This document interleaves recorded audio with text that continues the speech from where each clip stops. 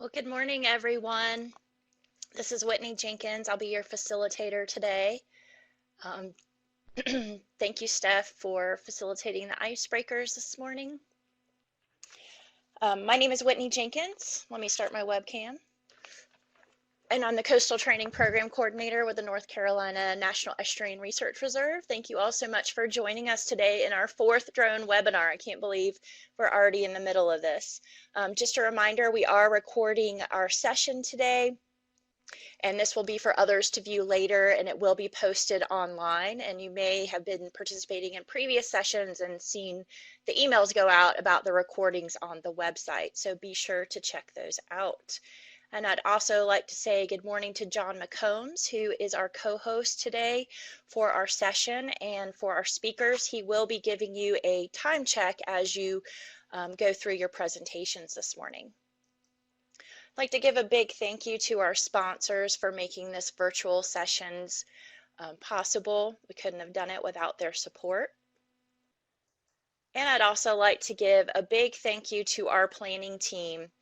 So this includes Abby Wakely and Deborah Hernandez from Socorro, Stephanie Robinson, Chris Taylor, and John McCombs from NOAA, Dave Johnston and Justin Ridge from Duke University, and Caitlin Dietz and Scott Eastman from the GTM National Estuarine Research Reserve. And as I said on our very first webinar, this has been just a great team to plan this event with. As you know, this was meant to be an in-person event that we have reconfigured for our new virtual environment, and I couldn't think of a better group of people to do this event with. And we've had some very stimulating conversations beyond just planning this event. And one of those was regarding black licorice. So if you have a strong opinion about black licorice, please put that in the chat box so we can all know how you feel about it. I have some support materials for our virtual session series, and they are on the workshop webpage. And these are some really great videos and papers for you to check out that will support your knowledge base here related to using drones in the coastal zone. And our agenda today is talking about regulatory, legal, and ethical considerations for drone operations.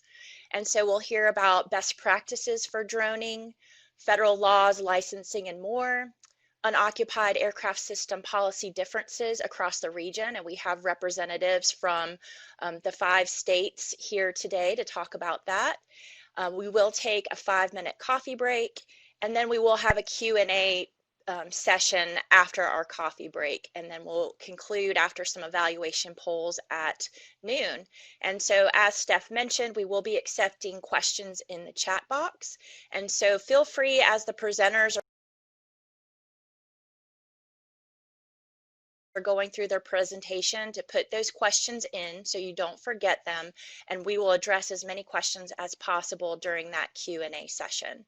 And thank you, Steph, for bringing back up our icebreaker polls. So we can see here that we do have a very ethical and legal group of people with us today. The majority say that they have not accidentally done something illegal with a drone. So thank you for filling that out. Oh, we got another one for yes, please don't tell. And then if you have anything you'd like to add for if money, time, and data management were no issue, what would you use a drone for to make your life easier?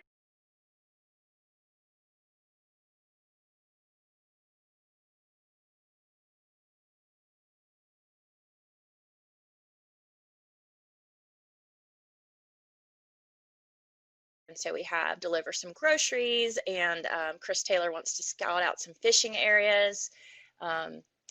Taking kids to school, that would be interesting, some heavy duty drones for that. So thank you for participating in the icebreaker and also letting us know your strong feelings about black licorice. That's great. So with that, we're going to start our panel presentations. And our first presenter today is Rhett Newton, who is with the Duke University Marine Lab. Rhett is retired as a colonel from the U.S. Air Force in 2011, following a 28-year career that included advanced engineering, F-15 Eagle, F-15 Strike Eagle leadership, and assignments as an Arabic foreign officer. He is a Beaufort, North Carolina native and currently a fifth-year Duke University PhD candidate Well, studying thank marine you, science and Whitney. I really appreciate it. conservation. Thanks for letting me join you today. First, a hearty congratulations to Whitney on her recent award. She received the Pelican Award from the North Carolina Coastal Federation, which is a great tribute to her leadership and in efforts to protect our glorious ecosystem and also in education. So, congratulations, Whitney. In the next few minutes, I will discuss the components of a solid foundation for your drone program. If you want to build an environmental robotics program to support science, conservation, or commercial applications, the following best practices can be helpful to ensure safe, responsible, and sustainable operations. If you're already using drones, these additional considerations may help as you expand to new technologies and scientific environments. What you see on this first slide is probably the most rigorous mission that we have done outside of the Antarctic stuff that Dave Johnston is involved in. Going to the Pribilof Islands to be able to get there was a logistics challenge. To train for this mission was challenging. To get to St. Paul Island and then take a larger boat to get to a smaller boat to get to an island to survey Otter Island was just a great challenge. But the reason it was successful is we did have a solid foundation for success, and that's what I'm going to talk about today.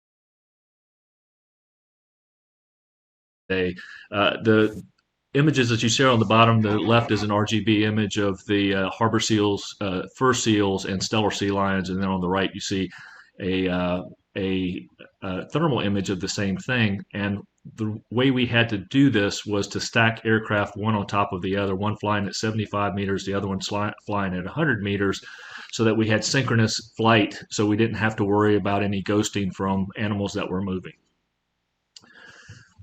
This is kind of a a summary of the things that you need to be able to build a credible robotics program. And I say robotics instead of drones specifically because it's not a great leap to go beyond aircraft to think about surface vessels, autonomous surface vessels, autonomous submersibles, or autonomous terrestrial vehicles. So that's why we talk in more general terms about the robotics revolution here. The first column is more of, you can think of strategic development to be able to build the foundation for your program. The second column is more about operational planning. The third column is more about mission execution. And then the fourth part is the so what. This is where you get those glorious products, some of which you've already seen. And then there's a constant feedback loop of improvement for each one of those sections as well. So thinking about build, plan, operate, and then analyze as you see at the bottom of the slide. So let's start first with the strategic development. It all starts with the vision for your program. It's not going to Best Buy to buy a Phantom drone and then figure out what you're going to do with it. It's more of, hey, what do we want to do? What kind of products do we want with our facility? And then to be able to build upon that. And it starts also with a culture of safety and operational risk management, a discipline that's there for checklists, making sure you go through the checklist, and those checklists will save you a lot of anxiety of missing items that you could have had if you did use a checklist there. And then what are the appropriate platforms and sensors that you need for your drone facility, and what are the right energy sources? And we certainly think about lithium polymer batteries or lithium ion batteries, but there are other energy sources out there, solar energy sources. You have your liquid fuels. You have hydrogen hybrids that are coming online right now. So there are different energy sources that you can consider. And right now we're in this tremendous revolution of onboard processing. And onboard processing is not only for navigation and guidance, but also uh, being able to land in very precise modes. Also, can you do real-time processing of some of the images that you're getting from your sensors? So this is a really exciting part of this drone revolution right now.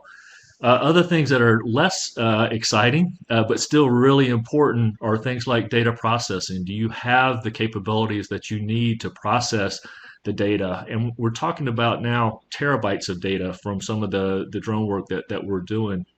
And also data management. What are you going to call a file so that 6 months from now you're going to be able to find it? How are you going to store not only the final products but also the raw data, just in case everything else collapses and you have to go back to find out and then recreate what you've done? Maintenance is a big factor because drones are still relatively new. There really isn't any data for mean time between failure of components. So we're trying to figure that out right now. At what point do we want to swap out speed controls? At what point do we need to swap out motors so that we don't end up in a situation of failure?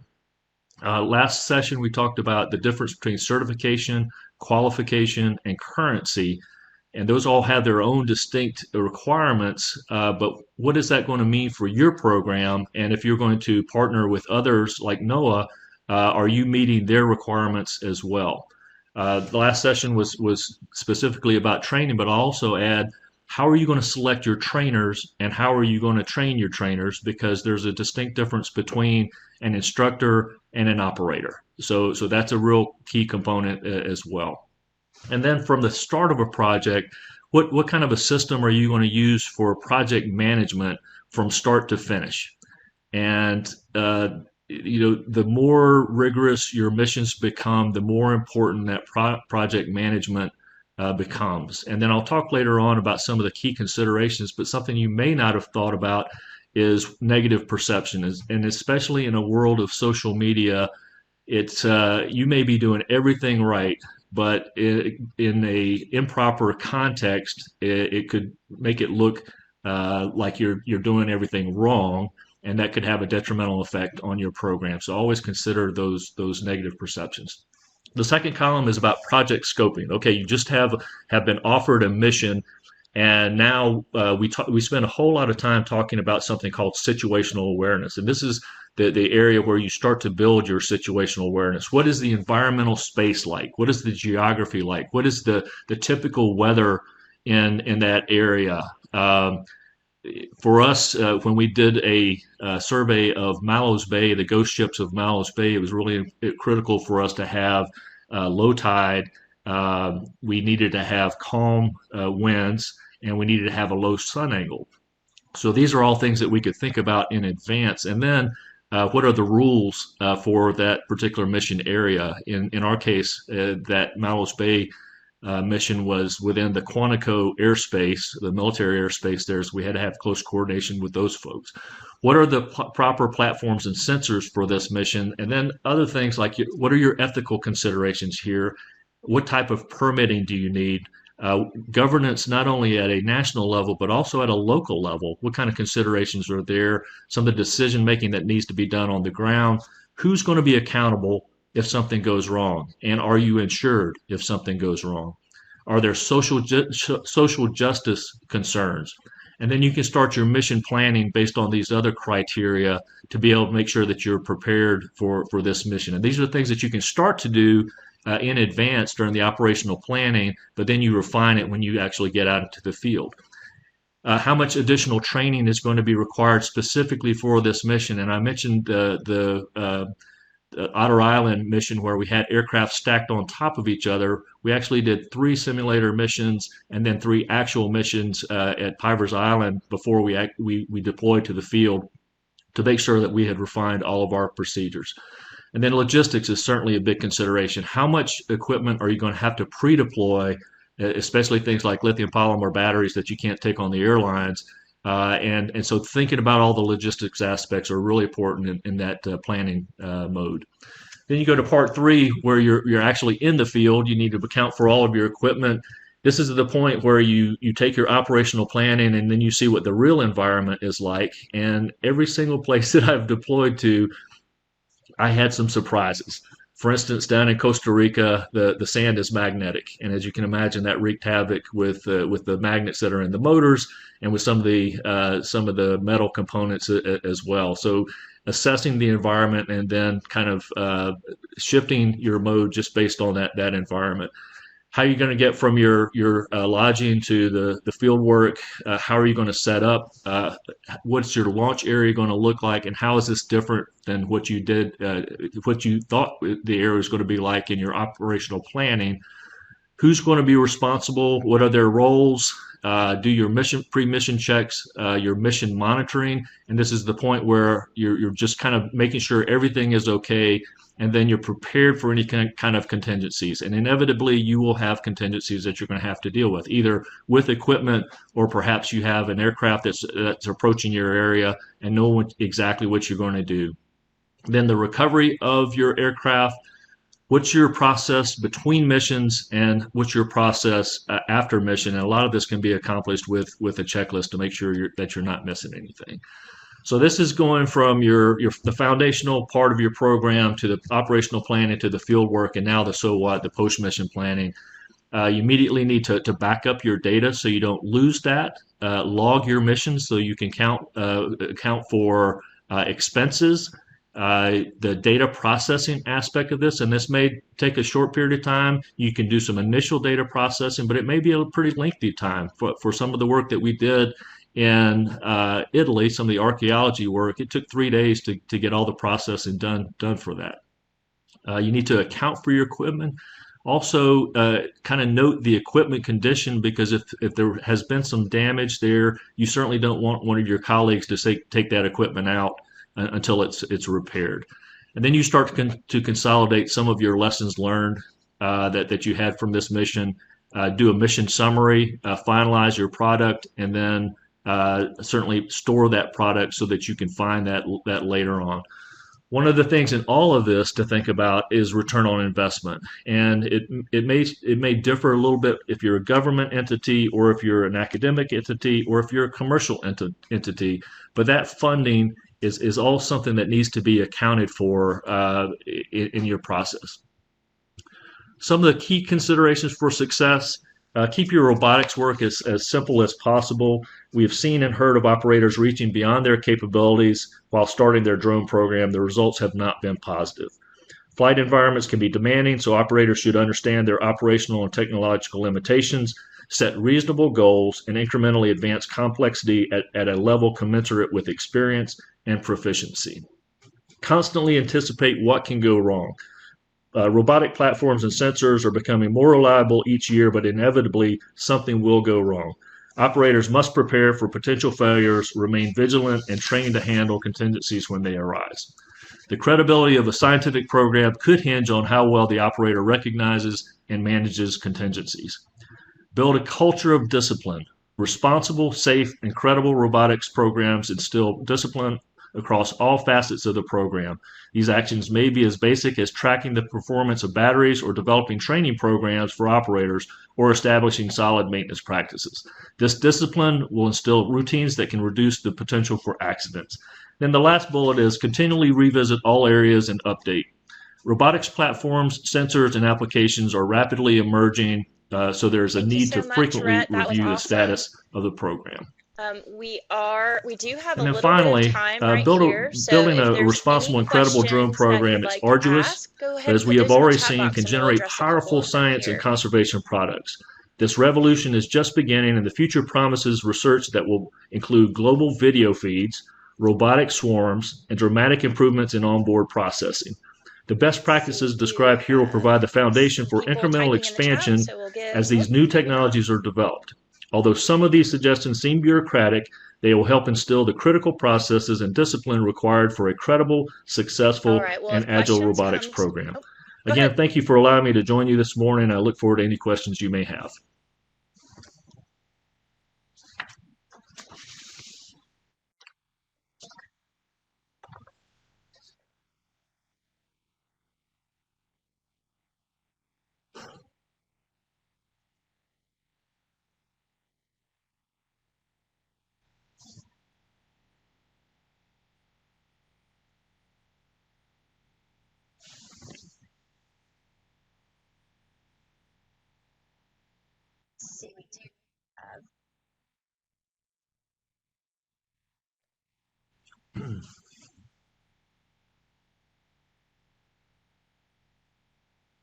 Great, thank you. And if I I may do see just that Joe is typing, so add I'll give one him thing, another Whitney, moment. the Oh, mission that done. we did Okay. that you see here Well, on this thank you, last Rhett. And if slide questions do come to on Otter mind, Island, it was please put those in specifically the to chat do box, and Rhett will population address assessments those in our of the Q&A fur session. seals, the So stellar sea now we'll move lions, and the on to harbor our next seals. presenter, But as Peter Murphy indicated last session, who is it can also Lieutenant be Nicole Chappelle with NOAA's Office for Marine and Aviation Operations. So Lieutenant Nicole Chappelle is the Unoccupied Aircraft Operations Officer at the UXS Operations Center UAS section. She assists groups getting started in UAS operations and supports existing operators by guiding them through the operational approvals process and assisting in airspace coordination. So thank you for being here, Nicole. Over to you. Thank you, and good morning, everyone. As we've seen, regulation and policy is an important part of ensuring the safety of any drone operation or any organization operating UAS. So today what we're going to do is we're briefly going to touch on the organizational structure of NOAA and how that applies to our drone operations, Part 107, and the how we've utilized Part 107 in NOAA operations. So in NOAA, we're broken into 6 different line offices: the National Marine Fisheries Service, the National Ocean Service, the National Environmental Satellite Data and Information Service, the Office of Atmospheric Research, the National Weather Service, and the Office of Marine and Aircraft Operations. Within NOAA, the regulatory responsibility and the requirement to maintain the safety of our UAS operations has been delegated to the Office of Marine and Aircraft Operations. We recently underwent a few changes, which has, sorry, skipped a slide there, which has resulted in us forming the Unmanned Systems branch. Currently, the OAMO is broken into marine operations, aircraft operations, and unmanned systems. Our office, the UAS division, falls under the Unmanned Systems branch. So within that branch, the director of UAS is required to sign off on all operations, and the operational safety is his responsibility. Currently, that is Captain Phil Hall. Now, as a part of our operations, we utilize Part 107. So what is Part 107? Part 107 is the first operational rules of small UAS, so UAS that are less than 55 pounds. It was first passed in June of, or first approved in June of 2016. It was implemented in August of 2016, and then NOAA actually worked it into our approvals process in October of 2016. So for Part 107, it applies to all commercial operations of drones. It requires that users register their drones. Drone registrations last for 3 years and are only $5. You can register your drone on the FAA website through Drone Zone. And essentially Part 107, you can think of it as the traffic laws for the sky. So it's similar to like when you're driving your car, it's all the rules and regulations that you have to follow as you're flying a drone. So there's some basic provisions that are a part of 107. For example, your drone has to be flown within line of sight at all times. It has to be less than 55 pounds. You can only operate it during daylight hours. Unless you have proper lighting, then you can operate within 30 minutes of sunrise, or before sunrise, and 30 minutes after sunset. But you have to have lighting on your drone that can be seen for 3 miles to be able to do that. Your drone cannot fly more than 100 miles per hour, and your altitude has to remain below 400 feet AGL. You can't do any operations over people. You can only operate as the pilot in command for 1 drone at a time. You can't fly more than 1 UAS. You have to yield the right-of-way to manned aircraft, so you have to be able to see and avoid, and you can only carry an external payload if it doesn't affect the operations of the UAS itself. Now, Part 107 allows operations in Class G airspace, so any uncontrolled airspace under 400 feet. Now, if you want to fly closer to an airport, then you can, but you have to get special approval from air traffic control at that airport. So Class B, C, D, and if it's surface to the surface around an airport, Class E airspace, you have to get special provisions. There is some Class E airspace that you can fly in without without special permission. So to get your Part 107 certification, it's just like getting your driver's license. You have to be at least 16 years old. You have to pass a 60-question test at an approved testing center. Or if you're a private pilot already, you can take the Part 61 online training for that certification. So they don't actually have to go into the testing center and take the test. You have to be able to read, write, and speak English, and you have to be able to pass the TSA background screening. So having said the basic rules of Part 107 and things that apply, I in no way encompass all of the rules of Part 107. This is just a brief introduction. These are all the rules that are allowed to be waived under Part 107. The FAA has some really great webinars that tell you exactly how to go about waiving these provisions.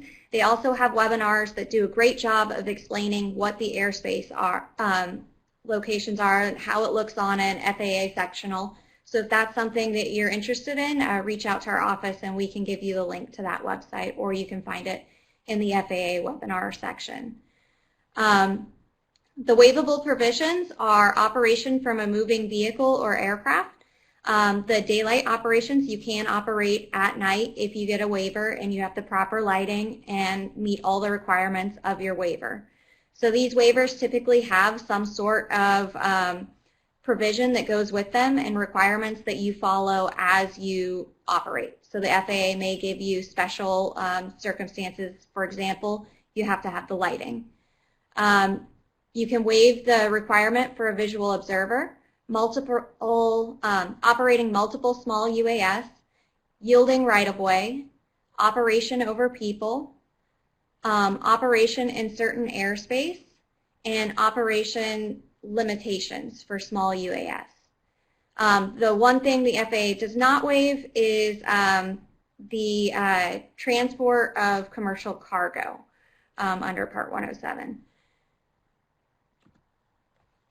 So here in NOAA, when we look at something and we deem it to be a NOAA operation, we have two avenues of approvals. So we have what we call the wide area operations, and then we have what we call NOAA projects. So regardless of which pathway you end up getting processed through, you have to have a mission commander, which is the person essentially taking responsibility for the operations. So that person has to be a NOAA federal employee, and they have to have completed what's called a flight readiness review with our office.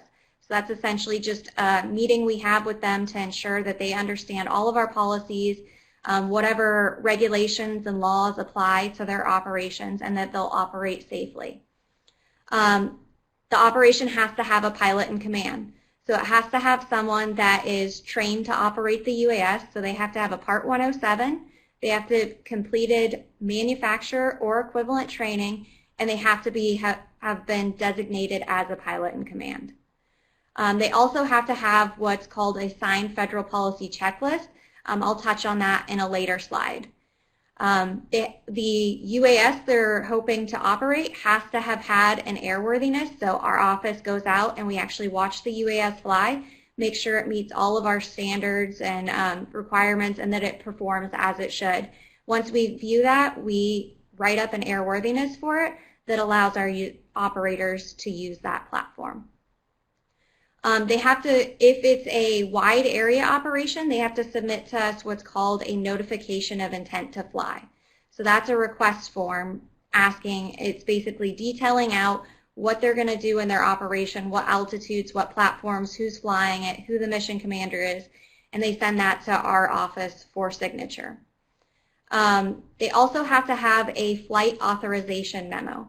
So the flight authorization memo, regardless of whether it's in the project route or the wide area route, is a signed memo that comes from the director of the UXS office, Captain Phil Hall, and that letter is essentially his approval for that group to conduct operations. Under the project route, the FAMs do not expire. So those flight authorization memos are specific to the project and specific to the dates of the project. So they do expire. On the wide area side of things, the flight authorization memo acts as an authorization to send those notification of intent to fly forms to our office to request operations. Regardless of which pathway you go down, you have to have an operational risk management document. So this is a document that outlines your planned operations and identifies any hazards or risks that exist within that operation. And then it identifies mitigating strategies to make sure that you can perform that operation safely. So in NOAA, this is where Part 107 has become a huge part of our operations. Most of our operations fall under that wide area approval, and our wide area system is essentially correlated with Part 107. So most of our wide area operating requirements match the Part 107 requirements. There are a few areas where we're more stringent than what 107 is. For example, we require our users to notify airports, even if they're not in classified air or in controlled airspace. We still require our users to notify airports that they're going to be operating within 3 miles of the airport. And that's just a quick call, email, some sort of communication with them so that they know we'll be having a drone in that area. So the wide area ORM, those parameters pretty much match the Part 107 requirements. We have a maximum altitude of 400 feet. You have to have 3 miles of visibility at takeoff and landing. You have to maintain visual line of sight with the UAS. So all of those same parameters apply. And what we've essentially done in this wide area ORM is we approve specific platforms. So some of those platforms we conduct airworthinesses for that are commonly used throughout NOAA's operations. We look at them and we say, okay, we're going to add these into the wide area approved list of platforms. So that means that anyone in NOAA with a wide area authorization and the proper pilot credentials and proper approvals can operate that aircraft. It allows access to the airspace through Part 107, the FAA LANC system, and the NOAA Class G blanket COA. We've essentially looked at the hazards that exist along those approved platforms, and we've written out common things. For example, laceration. All small UAS have spinning propellers, so there's always a risk of laceration if you were to stick your hand near a propeller, for example. So we identify specific safety measures that people have to follow if they're operating that small UAS. There are a few things that are more specific to certain operations, so not everything applies in there to every operation, but it's kind of a blanket coverage of the potential hazards and mitigations that we would see in those operations. So as I stated, we use the LANC system, the wide area ORM basic, just general outline, and then the Class G COA. So the wide area ORM follows Part 107 standards, with the exception that I told you of. There are some distances from airports that we apply more stringent requirements than Part 107 does. But we also have an avenue where they can utilize Class G blanket COA that we have. Now this COA allows our users to operate up to 1,200 feet. They have to stay certain distances from airports though, anywhere from 2 to 5 nautical miles depending on the heliport or airport. And there's no exception to that within this COA. So anytime they want to operate closer to an airport, they're going to have to stay under those altitude limits, or we'd have to apply for a COA or a waiver to it. So as part of 107, the FAA developed what they call the Low Altitude Authorization and Notification Capability System. So what this system is it's a basically area, if you look at the controlled airspace around several airports in the United States, they have designated that airspace as an area where you can request authorization through LANs. And so the way you request authorization through LANs is you go in on a phone or an app and you request that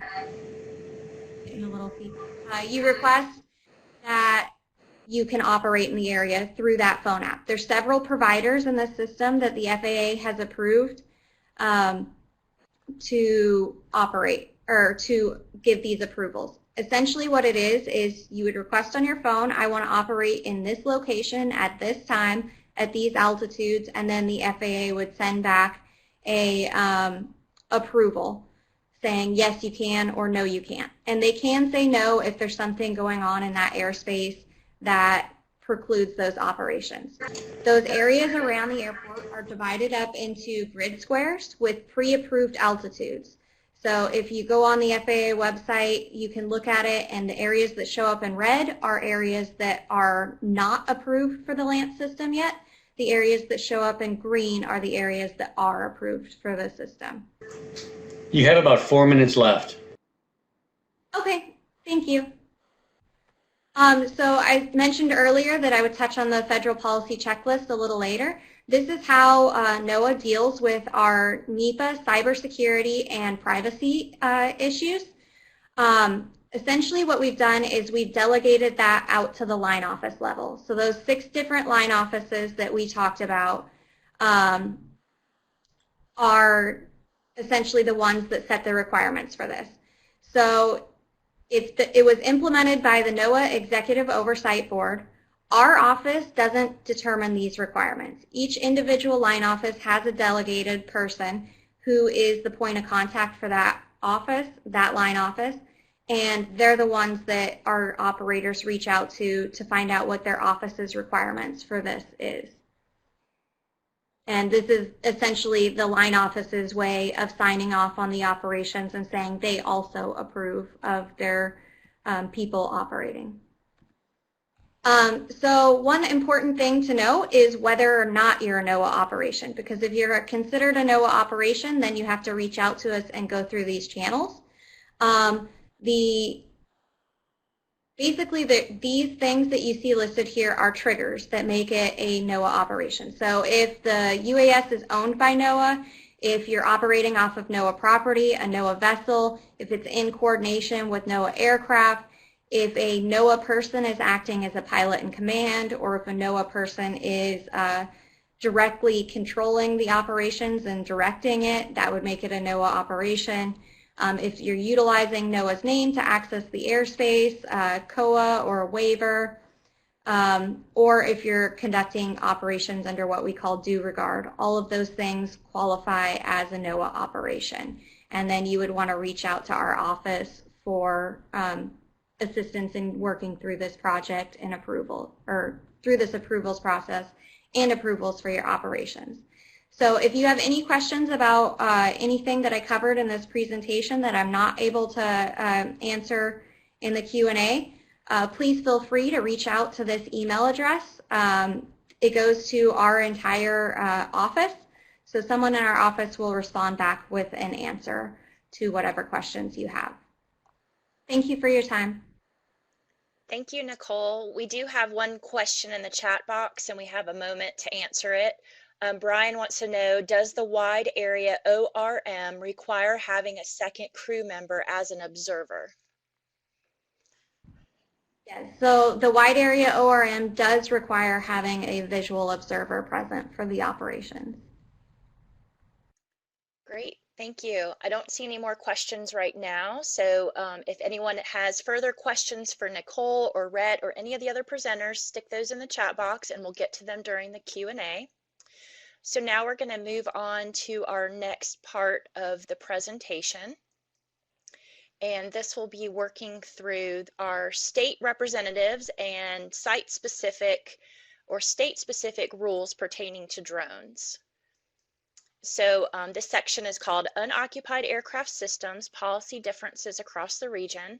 So we have representatives from each state. North Carolina, we have Mike Griffin. South Carolina, we have Gary Sundin.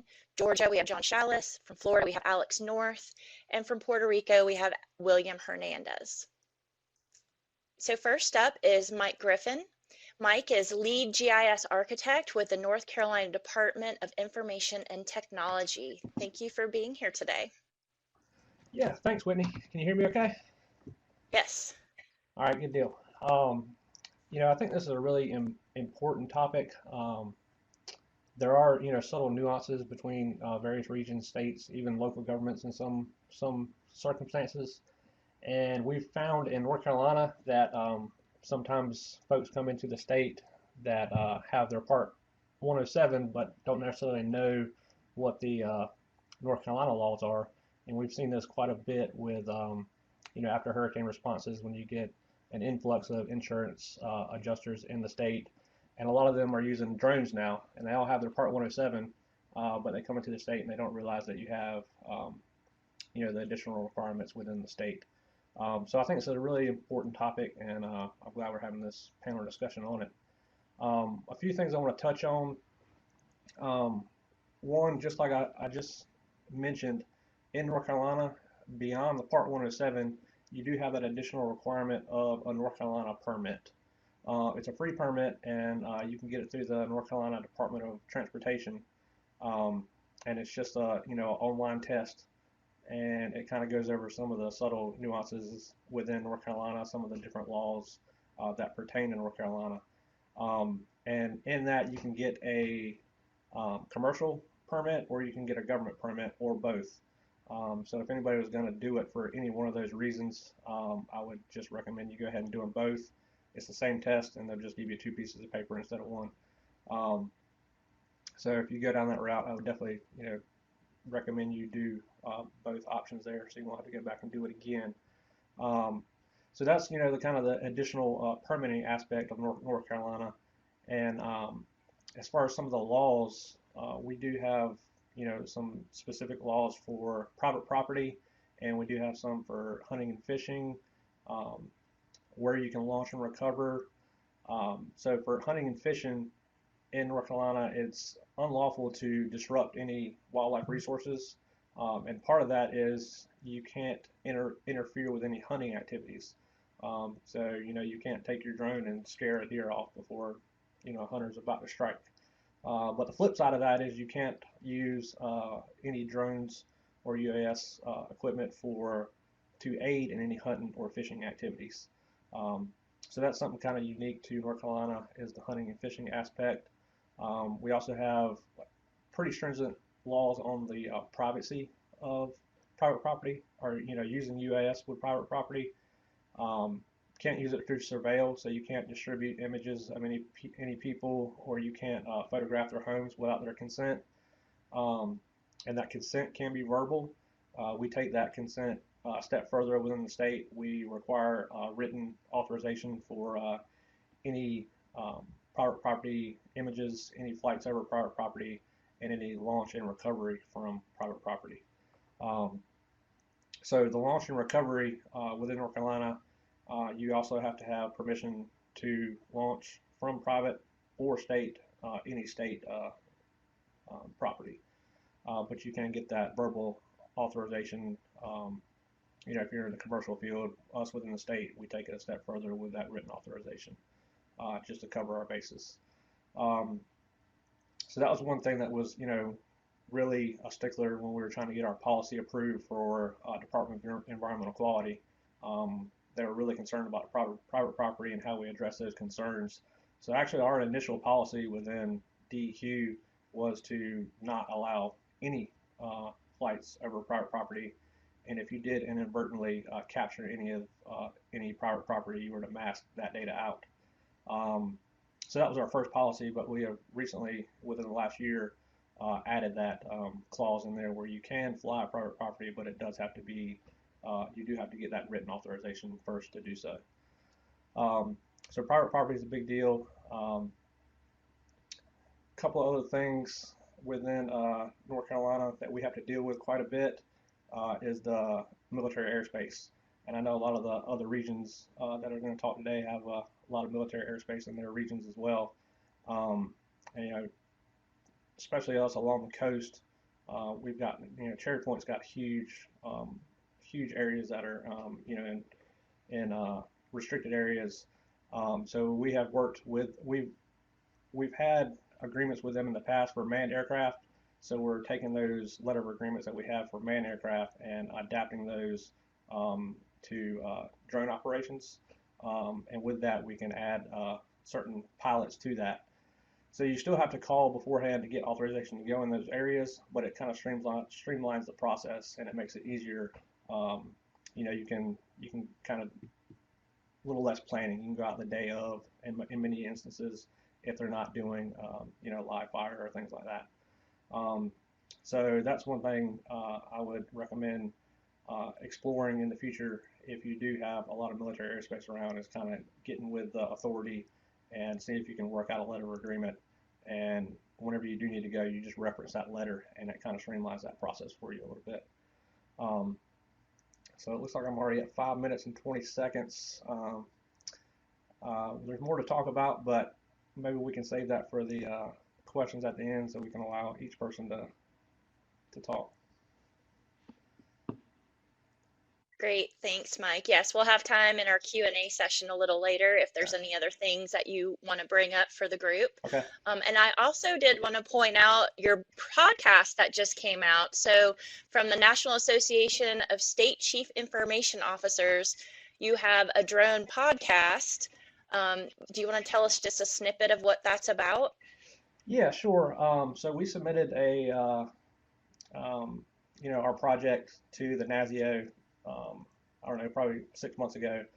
And we just learned that we won that national award for a lot of the work that we've done with habitat mapping and, you know, landslide mapping, just the different stuff we've done with the program thus far within North Carolina DEQ. So as a result of that, normally they have a, you know, an in-person meeting, but you know, since COVID, they obviously didn't have that, so they're trying to do different things to kind of get the word out of these awards.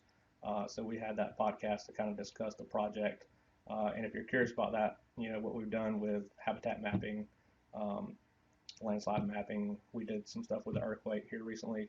You can check that out. It's about a, I don't know, 20-25 minute podcast. But there's also a link to. Thank you. I did put. Yeah, I put the link in the chat box so people can check that out. Okay, cool. Thanks. Thank you. So next we're on to South Carolina, and Gary Sundin is going to represent South Carolina for us. Gary is a biologist with the South Carolina Department of Natural Resources, Marine Resources Division, Shellfish Research Section. Over to you, Gary.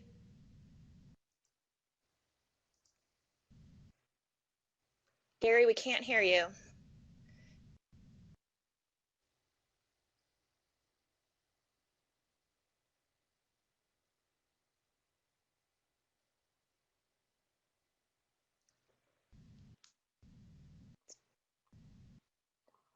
I believe the instructions Steph gave before is to reconnect your microphone.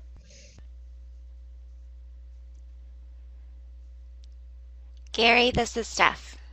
You can, at the top where the microphone icon is, try using the drop down arrow to disconnect and then reconnect. We're still not hearing you, Gary.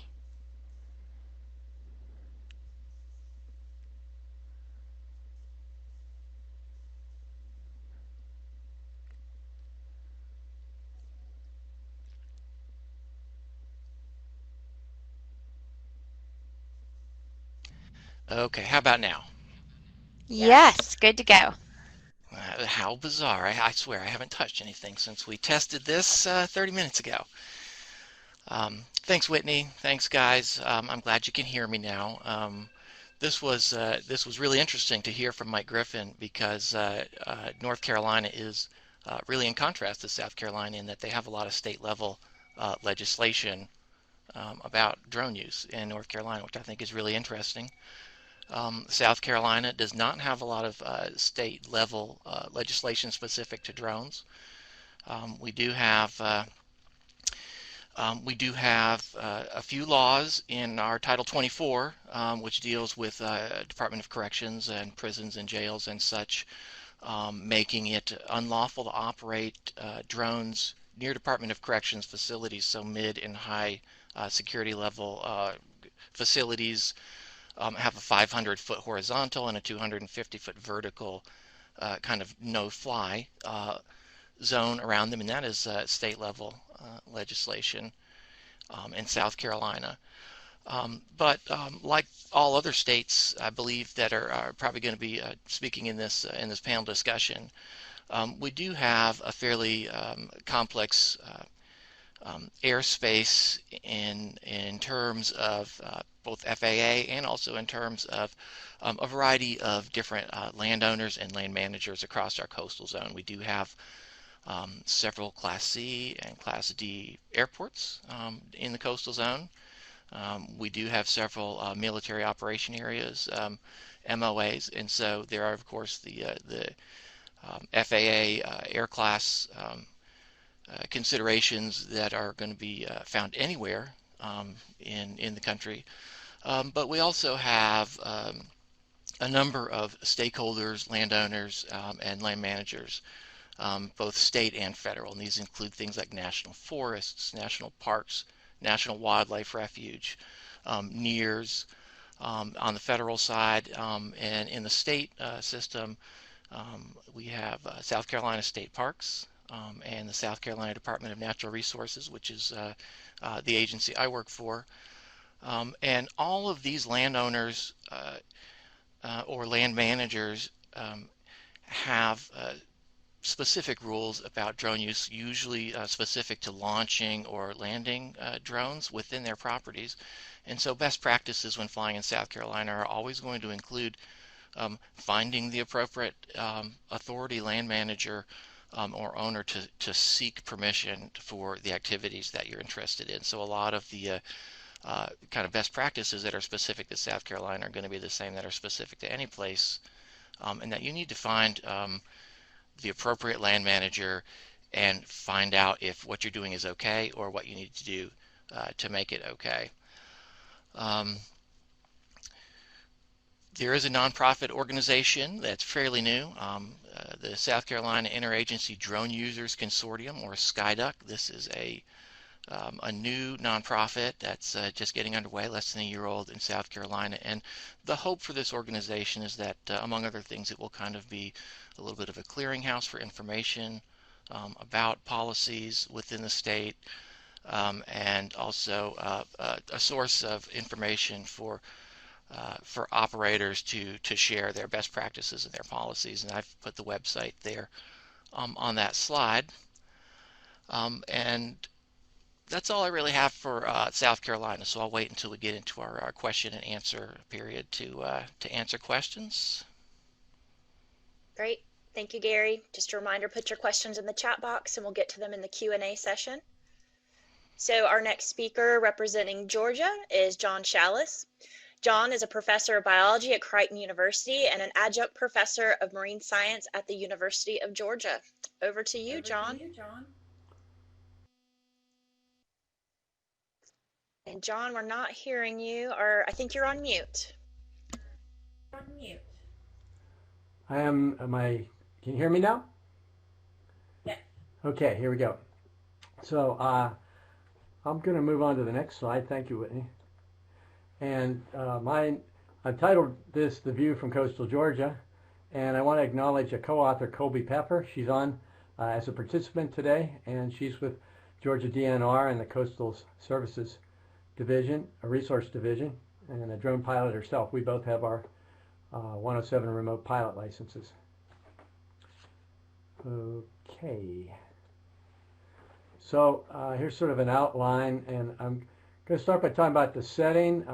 Rhett mentioned this, the geography can be really important to how we operate. We have a relatively short shoreline for the southeast, but a very complex geography. I'll show you in a slide in a moment.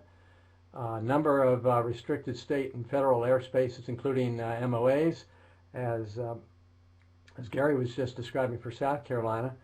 Barrier Island ownership and jurisdictions, we have not very much actually owned land and development. A lot of it is in state and federal hands.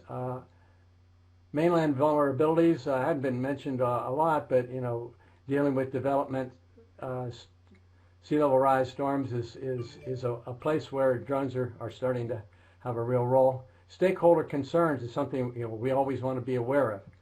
I'll give some examples of drone uses too, but especially we're using for academic research, especially out of the University of Georgia Marine Institute, where I work, and Sapelo Island, habitat and wildlife management and monitoring, which is one of the major roles for DNR and Colby's operation.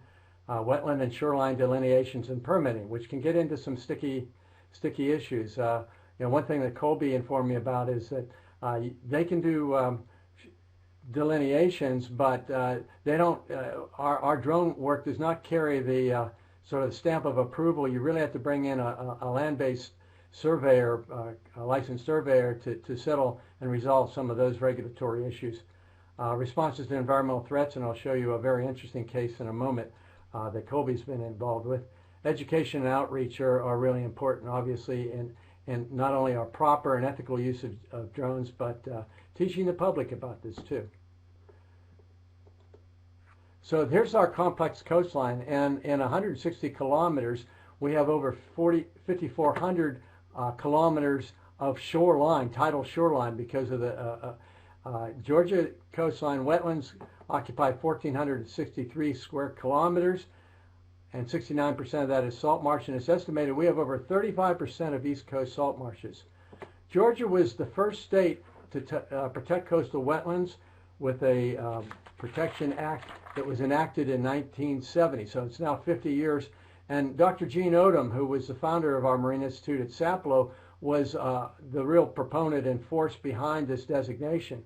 And in 1981, an additional Shore Protection Act was passed that protects dunes, beaches, sandbars, even offshore shoals. So we have some really good state protection.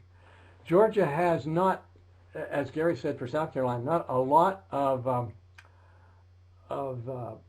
state authorization or regulations, but H.R. Bill 481 that was passed in 2017 modified the official aviation code provisions within state law, adjusting for drone use, and basically took purview over local agencies and governments, although it does give some provisions where they may protect especially their own properties with respect to drone use. So a couple other features. Here's our set of barrier islands, and that represents 309 square kilometers. It's a fairly large area, and then we have this huge area of wetlands behind us, and that accounts for why we have a third of the East Coast salt marshes. So it is a complex space. Let's get into something like Gary showed you. Here's an FAA sectional chart for Jacksonville, but I pulled up the air map for drones and showing the air restricted areas, and you can see 5 airports, 3 are commercial aviation. Hunter up in Georgia is an Army air base, so it's right, but it actually is civilian as well. We have some significant military operation areas. Fort Stewart Army Base is the largest land-based Army operation east of the Mississippi in the U.S. It's a very large tract, and there's actually 2 restricted spaces, 3005 and 3007, as part of their operations. And you can see National Wildlife Refuges and National Monument up at Fort Pulaski. Clark Alexander talked last week about his drone work there, looking at a protective dredge sandbar that was put in place to protect the monument there. At any rate, it is a complex area. There are islands that are largely state-owned, like Sapelo and Ossabaw, privately owned St. Catharines, National Seashore, Cumberland Island. We also have the Kings Bay Naval Submarine Base down here. I don't show this, but the FERC, Federal Enforcement, or FLETC is a training center for Homeland Security in Brunswick. So it is complex. I want to use one example from Colby and her colleagues' work at DNR. We had a rather spectacular shipwreck capsizing event that happened in early September of last year in 2019, and it's still an active site for this ship is going to be taken apart, but it is a huge vessel that capsized on the edge of the St. Simons Sound between Jekyll and St. Simons Island, is shown here. And this is a drone picture that Colby captured, and so they're doing drone work out here. This is another operation that they did looking at fuel oil and its encroachment and actually reaching our wetlands. And so this is some oil that was captured showing up on the tidal wetland there in the vicinity. So it is having impacts, continued impacts. There's over 4,000 vehicles still remaining inside the ship. So it's a very complicated action. There was rescue needed. This happened just after midnight on September 8th. This is a Coast Guard helicopter pulling up one of 20 crewmates that were rescued that night, and 4 were trapped inside and didn't get out it took 2 days to get everybody out. But all of the 24 crew were safe. But it is it is a big deal right now. So that's just an example of something that you can run into that complicates operations. So unresolved issues, as everybody's pointed out, we're still in a kind of immature situation. I expect that we'll see more state and local regulation. So how can drones be safely used, and where should they be? Obviously a good question. Technology and user experience, how do we best share that to help each other? But I think we're seeing in this workshop that that's going on pretty well.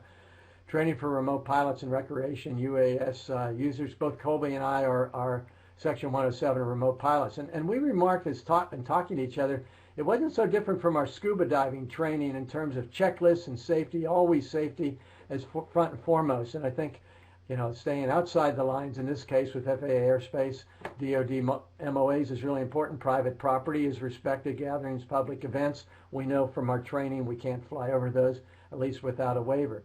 Common sense and tactful and honest public relations, I would emphasize, is important here. And Colby and I have talked about incidents where we've observed people, recreational drone pilots that are not in compliance with the 107 section rules, and we think it's common sense to alert them of that, but do that tactfully, and don't make a big public commotion over this. But that probably is within, and I'd like to hear what other people think about that. So I think that's mainly what I wanted to talk about, and I'm available in the panel afterwards. And Colby is online. I'd also mention Rachel Guy is at Sinear, our Sapelo Island National Western Research Reserve. She's also online this morning, but she's another certified pilot now, and we share a drone. I used an example of this last week, but we share a drone between our NSF Georgia Coastal Ecosystems Project at Sapelo and Sinear, which uses the drone for their work. So with that, I'll turn it back over. Thank you. Thank you, John. So now we'll keep going south and we'll move on to, to Alex, who's representing Florida. So Alex North is a spatial ecologist at the GTM National Estuarine Research Reserve. Thank you for being here, Alex. Hi, thank you for the invitation. So I'm going to cover Florida policy, which there's not a whole lot. The state of Florida in 2017, using House Bill 1027, they basically wrote a law that preempts local regulations of UAS so that only the Florida legislature can make laws concerning the use of drones in the state. But with that, they allow local governments to enact drone ordinances that relate to nuisance, voyeurism, harassment, reckless endangerment, property damage, or other illegal acts. This law also prohibits the operation of drones over or near critical infrastructure. So that includes, water plants, water systems, power plants, and areas such as prisons. With that, they also prohibit the possession or operation of weaponized UAS. As you can imagine, the coastline here is quite extensive. We have lots of military bases, so using drones in these prohibited areas, we cover quite a bit. They also have a state bill from 2015, or Senate bill, that prohibits the use of drones to capture an image of privately owned property, or the owner, tenant, or occupant of which the property without consent, if a reasonable expectation of privacy exists. That has played a role with some of the wildland fires in this area. As you know, Florida's pretty pyrogenic, and recently the state of Florida, with the Florida Forest Service, they're now allowed to use drones over private property to conduct situational awareness and firefighter safety.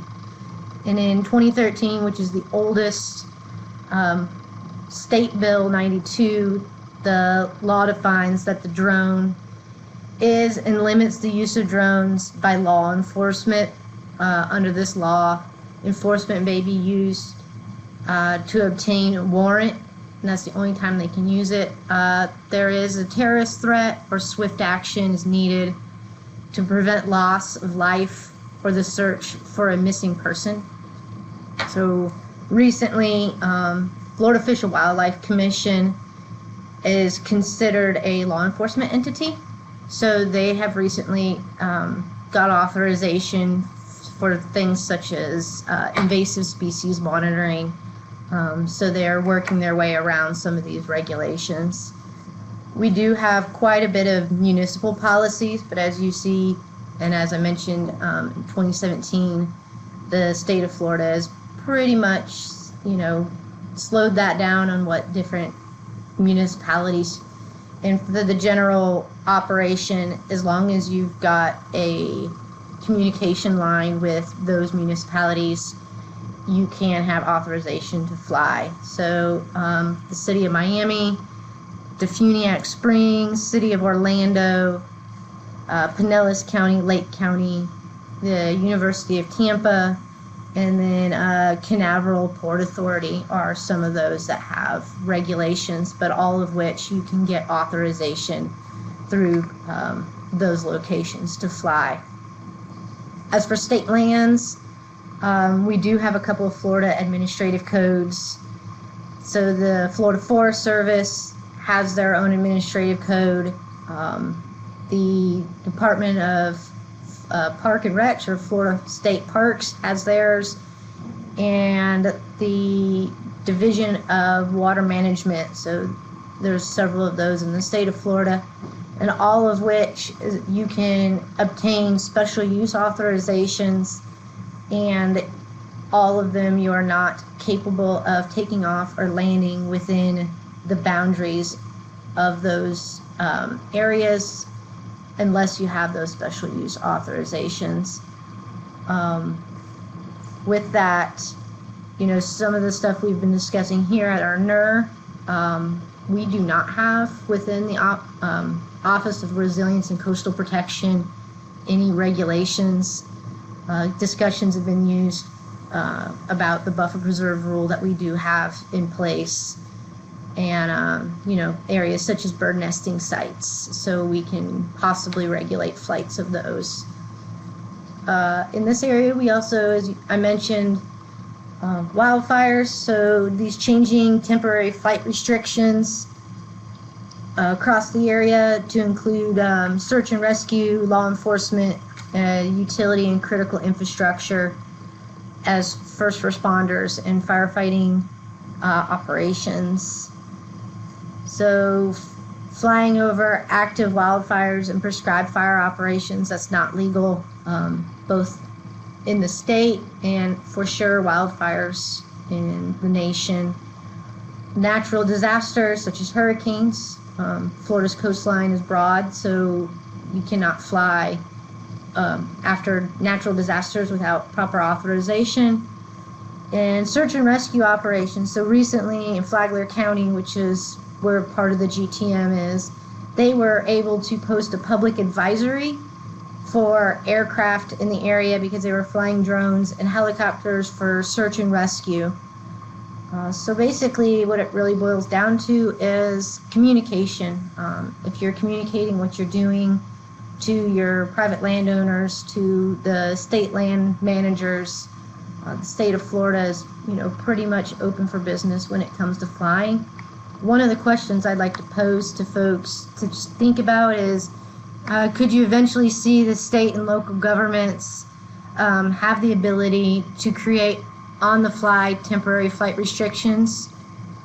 Federal entities can currently do this, but should state and local governments have that ability also with technology of geofencing around TFRs help? So, thank you very much. Thank you, Alex. And also for filling in at the last moment for Scott. We appreciate that. So now, moving down to our most southern neighbor, we have William Hernandez representing Puerto Rico. William is an adjunct professor in the Department of Electrical and Computer Engineering at the University of Puerto Rico, Mayagüez. Over to you, William. Yes, hi everyone. Can you hear me good? Yes, and if you'd like to start your webcam, you're welcome to.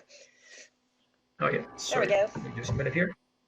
Yes, and morning everyone, and thank you for the invitation.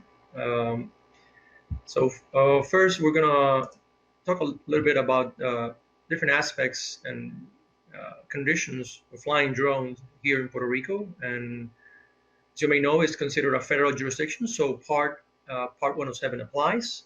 And in our case, the main areas that applies is that we have a couple of Class C and a couple of Class D airports as well, but also we have federal lands, in this case, Fish and Wildlife Service and National Park Service main areas.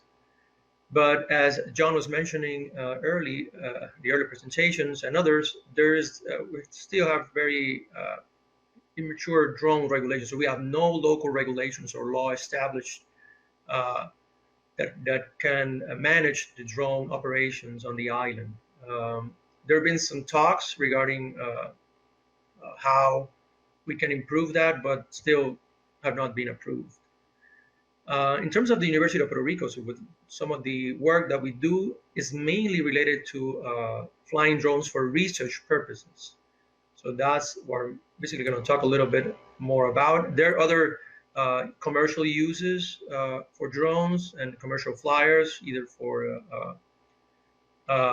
surveying and photography and all that stuff. But our main work is related to research, and mainly as part of the Biooptical Oceanography Lab from the University of Puerto Rico, Mayagüez, where we have a couple of licensed pilots, including the lab director, Dr. Roy Armstrong, myself, and a couple of graduate students.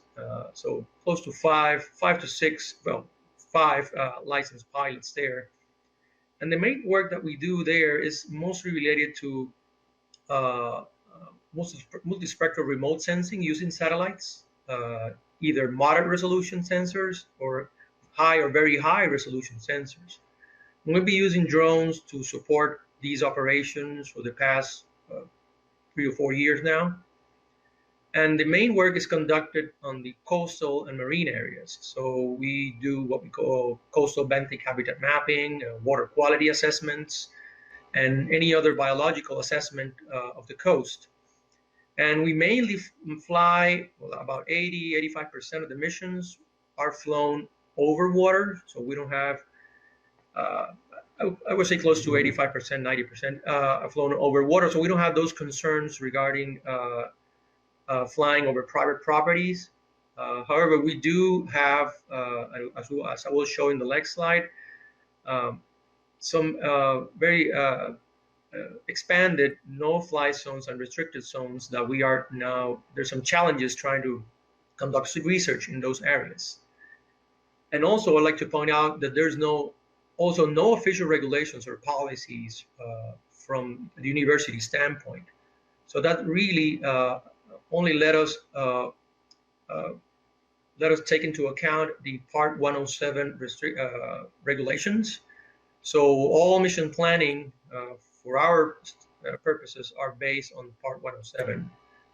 And we have also a couple of drones that not only traditional drones, but also vertical takeoff and landing drones that we have recently acquired, and we're now in the process of deploying. So that's something that we're now looking forward to see if we can get additional waivers and regulations regarding that. And as you can see in the pictures, and sorry I didn't point them earlier, we mainly fly these to support either free flight, like human impacts or sediments for evaluation that we're sampling, sargassum inundations. That is a new thing recent thing that's happening in the coastline.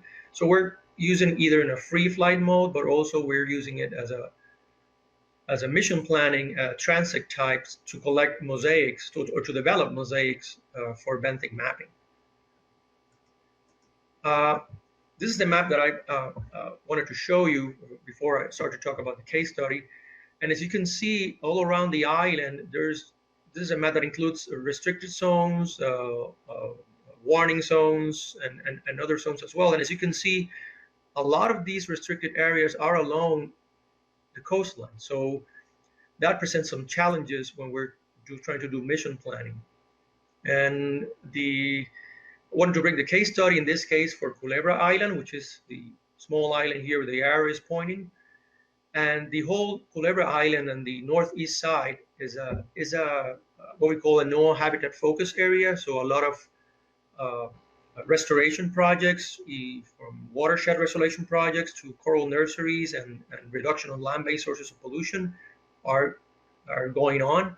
And one of the limitations is that satellite data is very limited because of the cloud cover, and it's just such a small place. So drones will really help us improve the surveying capabilities that we will need for getting information from those sites. And we currently have Class D airports there and a lot of no-fly zones, including fish and wildlife refuges that encompass a lot of area from the island. So that's something that we're currently looking to see if we can get a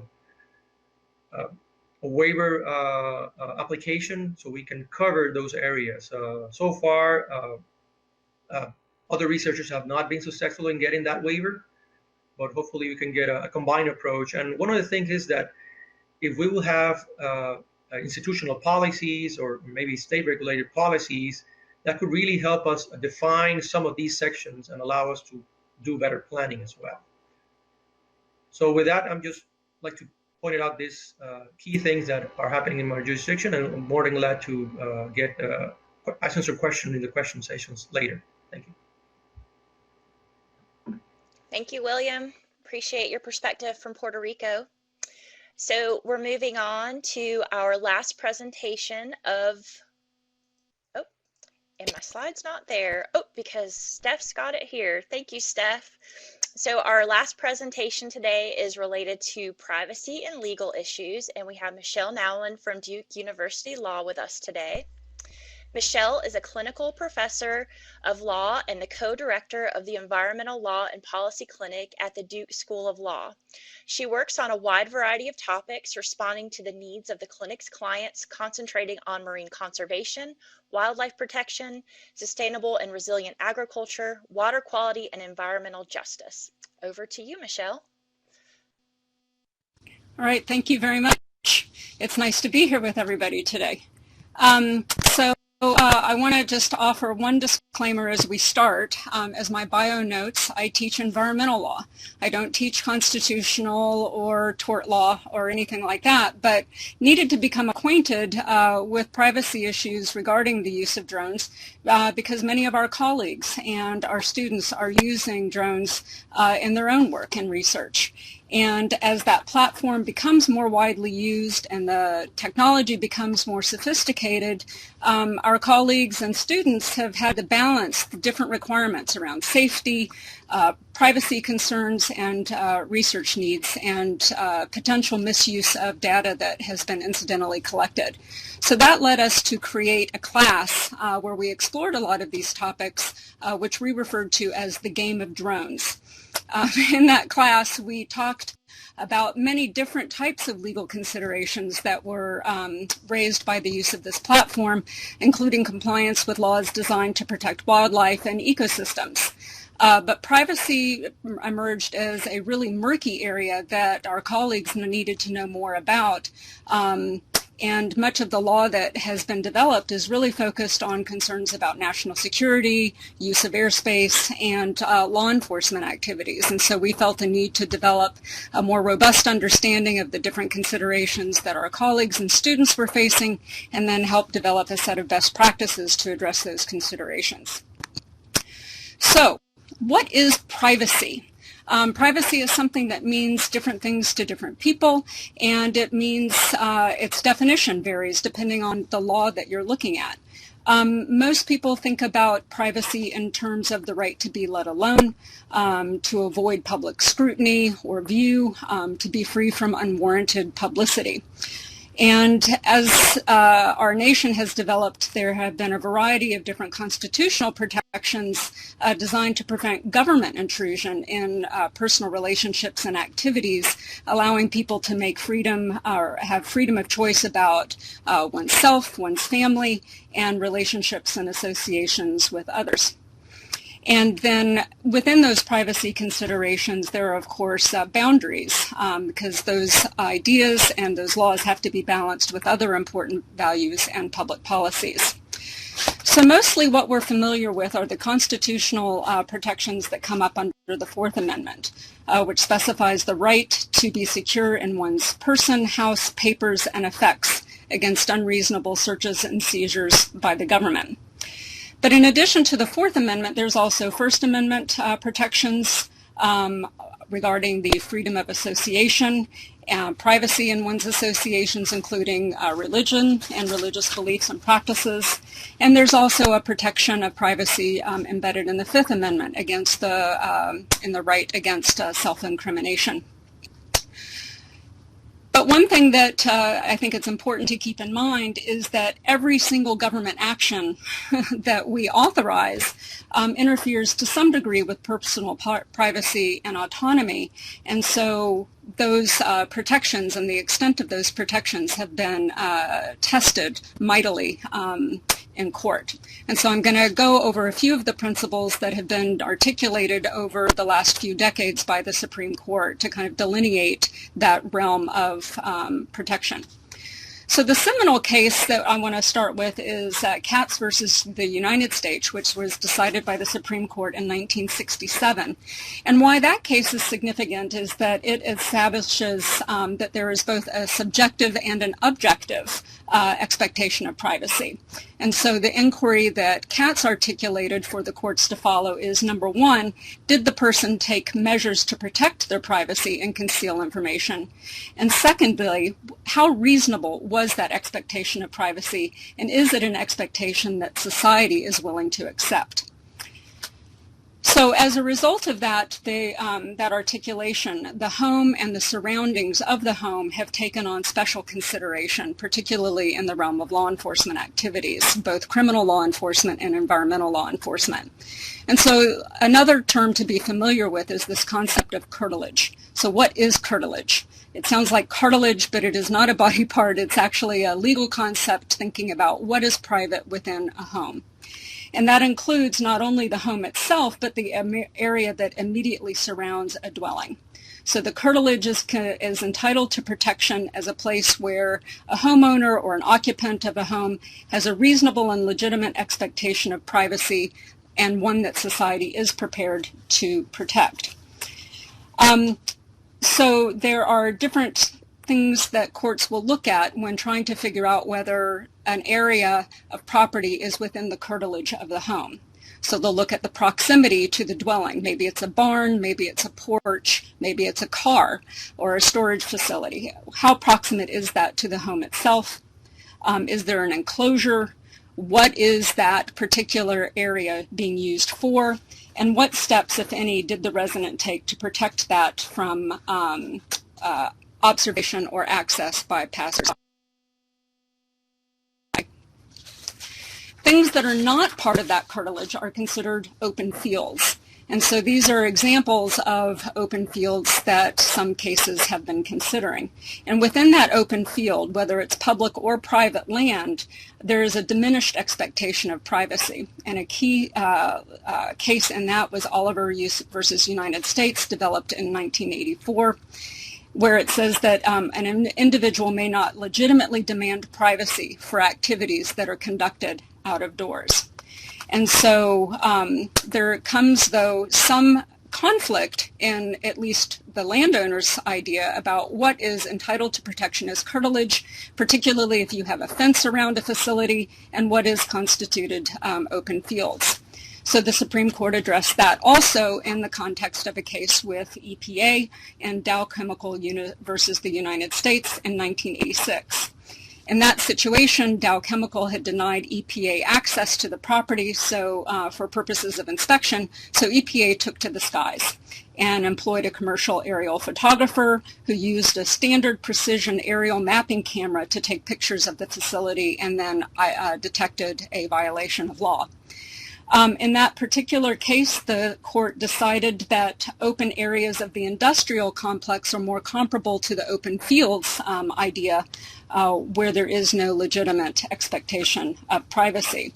And key to the court's decision there was that EPA was not using some unique sensory device, but rather something that was readily available to the public. And that's an important concept as we move forward.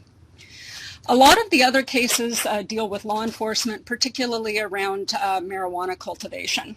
And a case that I want to point out there is Florida versus Riley, issued in 1989, where there was a similar aerial flight looking over, but there was a greenhouse that was attached to the dwelling. And the problem was that there was a hole in that greenhouse that the law enforcement agents could look through. And the court there decided that the homeowner had not tried hard enough to obscure what was happening with inside the greenhouse, and so therefore there was not an unreasonable search and seizure, no invasion of privacy by the government. So these types of constitutional protections apply only to actions of the government, and so private actors don't necessarily need to be concerned about them. But there is a caveat. If you are a researcher operating under a contract with the government, maybe you have a contract or a grant, you could be considered a state actor, in which case you would need to make sure that you are complying with these different concepts. Most likely, though, you would be wanting to make sure that you're complying with civil expectations, civil law, and not committing a tort of invasion of privacy. In this realm, there are similar types of legal considerations to that constitutional arena, with expectations of privacy and the reasonableness of that expectation. And similar to the constitutional setting, the location and context matter, as does the sophistication of the technology being used. There are 4 different privacy torts to think about, only 3 of which I think would really be implicated by the use of drones. One of them is the invasion of solitude, where a person needs to show that there was a physical or an electronic or digital intrusion into private life that was highly offensive. And the applicable standard there is whether a reasonable person of ordinary sensibilities would be offended by the intrusion. Now, similar to nuisance laws, this is not a one-off. You know, if you abridge somebody's privacy once, that's not necessarily going to subject you to liability about an invasion of privacy. What the law requires is that the intrusion is repeated with such persistence and frequency as to amount to hounding or harassment. So that is something to take into consideration when you're planning your flight operations. Another one that you might want to be concerned about is the public disclosure of private facts. So there could be a dissemination of truthful information, but that is private to the individual, that the individual would find objectionable. So, for example, if you were to take images, videos, say, or even still photos that were used in a documentary or posted to a website or social media, that would be something of concern. False light is similar to defamation. I don't think that that's something that would be applicable here. That typically also requires some sort of deliberate intention to cause harm, malice. And then the fourth one to think about is an appropriation suit, so an appropriation of one's name or likeness. Important here is that as the case law has developed, that publication need not be for a commercial or economic purpose. It could be, have a non-advertising purpose, not for monetary gain, to still be considered an appropriation of one's name or likeness. So those are the types of things to consider. And also important here is that not every state recognizes all four private torts, and each state will have a different set of definitions about what an invasion of privacy is, so you'll need to be mindful of that. So just quickly, I want to talk through some different examples of how this might apply in the type of work that you would be doing. So all of these instances are open fields, but where somebody's personal activity, personal property could be viewed. And so as we know from the case law, open fields do not afford the same degree expectation of privacy. But what if you're looking over the private dock of somebody who is, their dock is privately owned, but it goes out into public trust waters, into the public trust bottom. Maybe people are fishing off of it and things like that. Even though that's still private property, it is not part of the curtilage of the dwelling, and so that would be subject to review. But if you were doing repeated flight paths over something to try to look at different changes in topography or land use or different recreational uses of that area, that could be considered an invasion of privacy because of the multiple passovers and the ability to collect and store data over periods of time that would provide maybe too much information about that individual's activities. Similarly, if you're out in a remote area, you might not be expecting to see a drone flying over and collecting personal information about you. Another example would be, say using public or state parks. There would be a different expectation of privacy if you were at a scenic overlook that was, very popular than if you were out in the backcountry. If you're looking at fishing activity, there's going to be a different expectation of privacy if you're on a small open boat, kind of poking around in the shallows near land, than if you were on a charter boat out in the open sea and perhaps sleeping in a cabin or, engaging in other private activities that are semi-shielded from public view. So it's important to understand here that, the location and the context are important. And people have very emotional responses to invasions of privacy. But in addition to location and context, the sophistication of the technology that you're using could be a factor. Different technologies have different abilities to penetrate enclosures, to analyze different environmental factors and collect a lot of different private information somewhat inadvertently.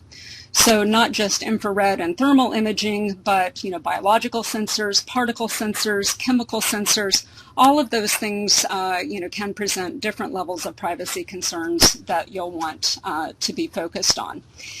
And the case law is pretty varied in its treatment of these different technologies. Some cases will say, for example, when law enforcement have used FLIR to detect, different heat coming off of areas to identify maybe an indoor illegal growing operation. There are, the courts have sometimes said, you know, this is outrageous, that the public doesn't necessarily have, you know, access to this.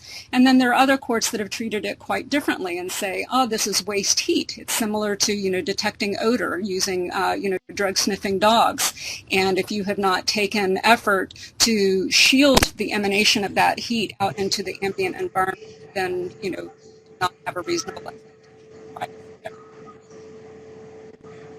You have just under 5 minutes left. So, into this void steps the government. And in 2015, President Obama addressed the matter with a presidential memorandum recognizing that although drones may play a transformative role in a variety of different fields, the government needed to take care to think about personal privacy and civil liberties and provide transparency and remain accountable.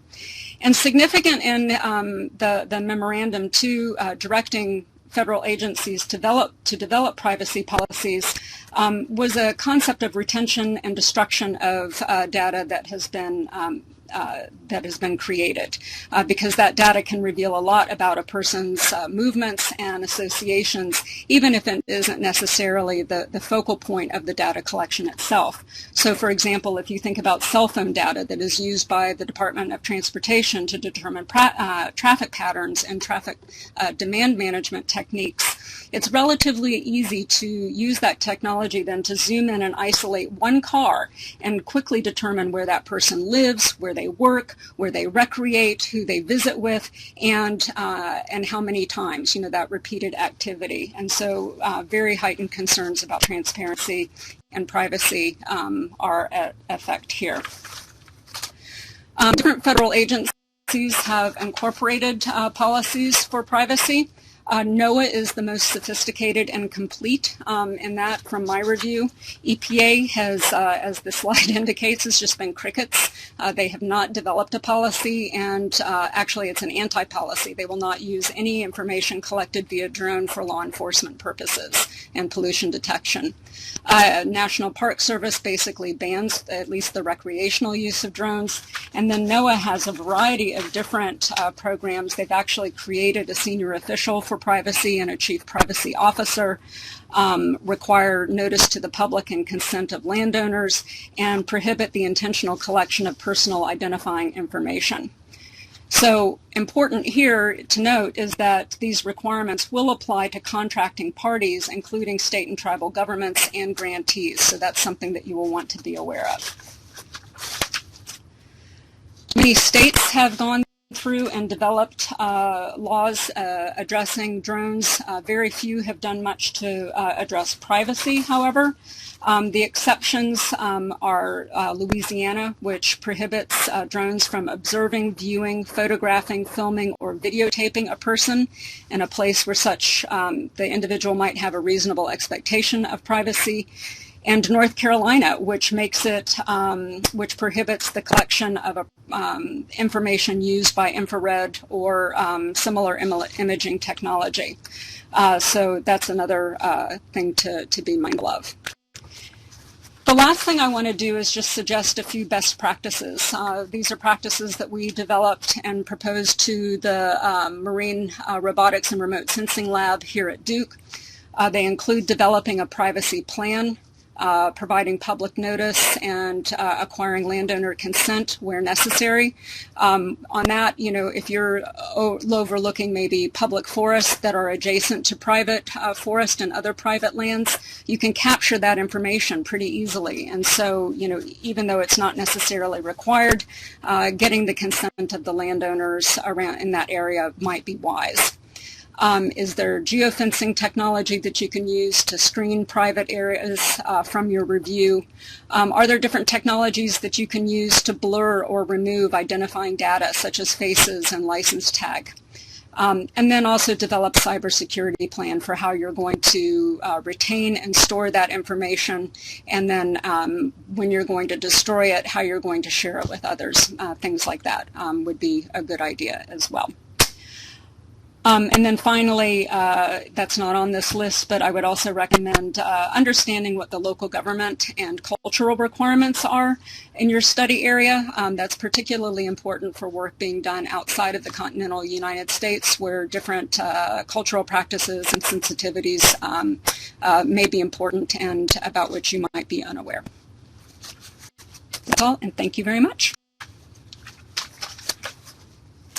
Thank you so much, Michelle. We appreciate all that information and how it applies to using drones in a legal way. So that was great. I'd also like to point out there is an article in the file share that you probably saw related to drones. There it is. Sorry, Steph. Thanks for pulling that back up. That Frontiers in Marine Science, that's extra supplemental material for Michelle's presentation that we encourage you to take a look at. So I'm sorry, we are a little bit over time. We're going to go and take our 5-minute break now. So we will come back at 11:48 and we will facilitate questions that haven't been answered in the chat box. So feel free to put any additional questions in the chat box. Thank you.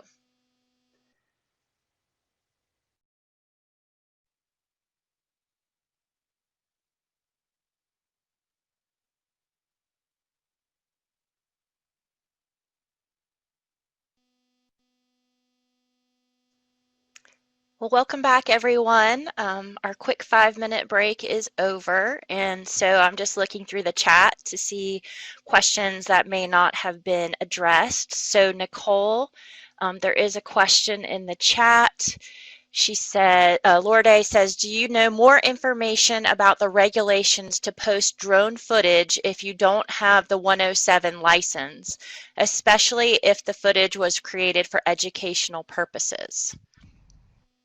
Okay, so we talked about this in a separate chat a little bit, but if your footage isn't being used for any commercial purposes, then you don't, and you're only flying for recreational purposes, then you don't have to have a Part 107. In this case, it sounded like there was some extenuating circumstances that did make it potentially a Part 107 operation. There had been some communication with the FAA on it.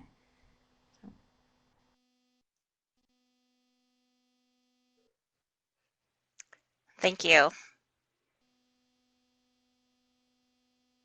Let's see. Joe asked, has NOAA faced legal consequences stemming from any of its UAV missions?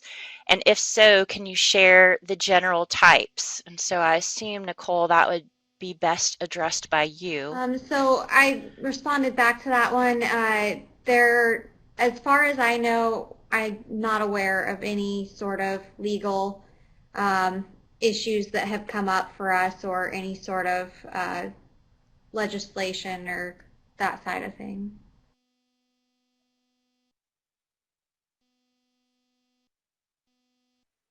Thank you. Let's see, there's a question from Joe, and I think Michelle, this may apply for you. What has happened when people impair a drone that has violated privacy/solitude?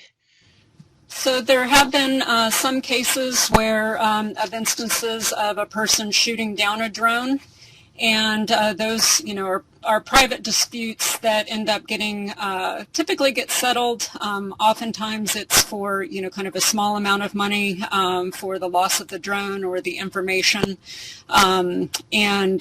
so unfortunately there's not kind of one lesson to draw from it. It tends to be pretty case specific, such as was had there been public notice provided? Was the drone flying over public space? Was it harassing the individual who shot it down? Those are the different factors that the courts will look at in those situations. I think I know of at least one instance where the individual was required to compensate the drone owner for the loss of the drone. But there may have been others that just didn't result in a formal written opinion.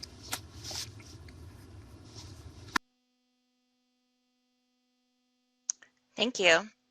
And then John Quinlan says a lot of what Michelle is talking about could even apply to game cameras, I think, potential for repeated filming, detection of activity patterns, etc. And I see that Michelle has answered in the chat box, yes, application to game cameras is relevant.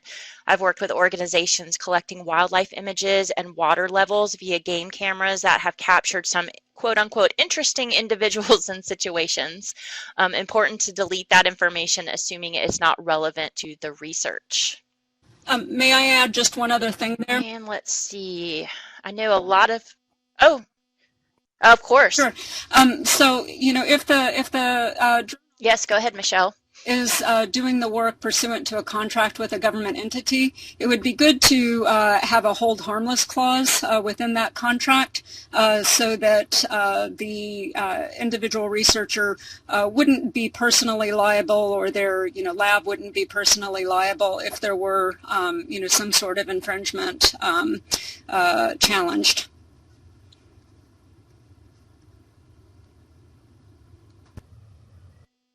Thank you. Let's see. Mike Griffin, there was a question about how does North Carolina reconcile dictating overlight when the NAS is considered the FAA domain? And it looks like you did address that. I don't know if you want to say anything more about that. It's not necessarily the flight over that's the issue. It's the respecting the private property, so not taking any images. So pretty much not using any sensor. So, I mean, the question is right in the sense that North Carolina doesn't have the authority to really control the airspace. That's the FAA domain, but they do have the authority to, enact these privacy laws, and that's the main issue there.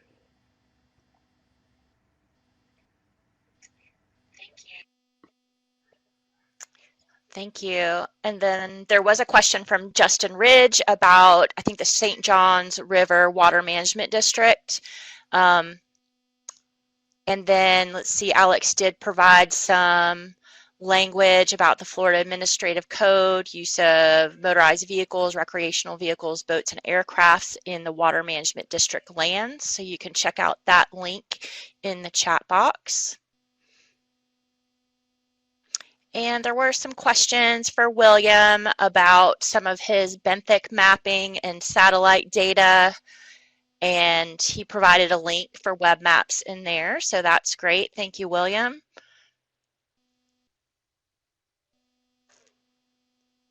And I believe most of the other questions have been addressed, and I'm not seeing any new questions come in the chat right now, I don't think.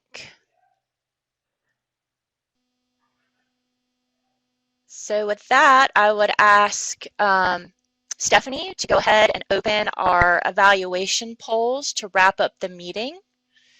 And of course, you're still welcome to put some questions in the chat if you like.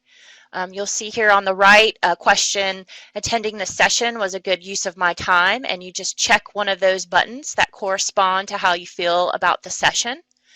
And then we do have 2 more virtual sessions happening next week, our last 2 of the series. So if there's anything you think we should change for the future sessions, please put that feedback in the bottom right chat box for us to consider for our virtual session, our next sessions.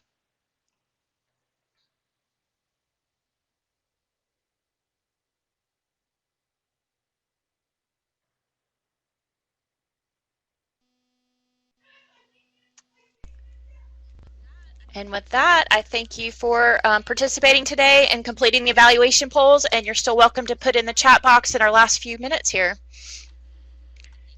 And thank you, Steph, for forwarding the slide. We do have our second to last session on Tuesday, October 27th, which is on data management and communications and mission planning introduction. And the agenda for that October 27th session is up here on the screen for you.